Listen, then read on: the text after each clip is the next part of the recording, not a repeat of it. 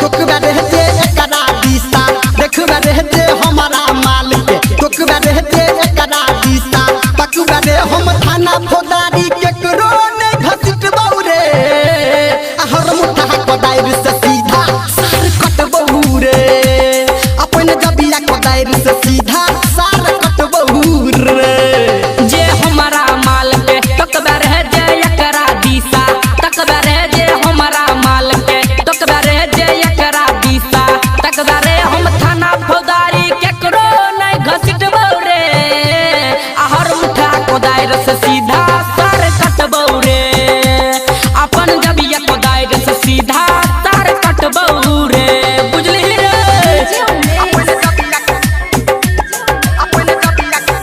सुखीपुर बाजार हाँ करै छियै प्यार हम हमर छियै धन रे आ करबै बियाह हम हमर छै मन रे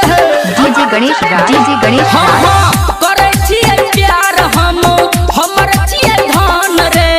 आ करबै बियाह हम हमर छै मन रे हम ज्यादा नहीं समझेबो रे गलती कर तब दे खेबो रे हम ज्यादा नहीं समझेबो रे गलती कर तब दे खेबो रे हम पीछा ने केकरो डर से तू न हटबौ रे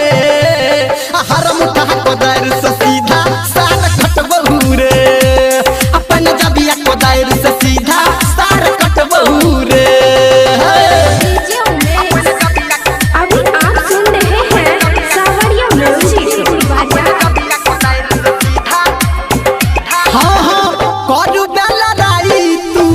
चल फरियाले आज तू हमारा से भरम हटाले डीजे गणेश हाँ हाँ करबे लड़ाई तू चल फरियाले आज तबे तू हमारा से भरम हटाले धर्मेंद्रा की समझाब छौ संग लड्डू लाल गाब छौ निरमलिया की समझाब छौ संग लड्डू लाल गाब छौ संजय गौतम जी से कही के न डटबौ रे हर मुठा कोदाइर से सीधा सार कटबौ रे अपन जबिया कोदाइर से सीधा सार कटबौ रे जे हमारा माल के टोकबा रह जे एकरा दिशा पकबा रे जे हमारा माल के तकबा रह जे एकरा दिशा तकबा रे हम थाना फौदारी केकरो नै घसीटबौ रे हर मुठा कोदाइर से सीधा सार कटबौ रे अपन जबिया कोदाइर से सीधा सार कटबौ रे बैला के हमरा माल के क्यों छरी है ना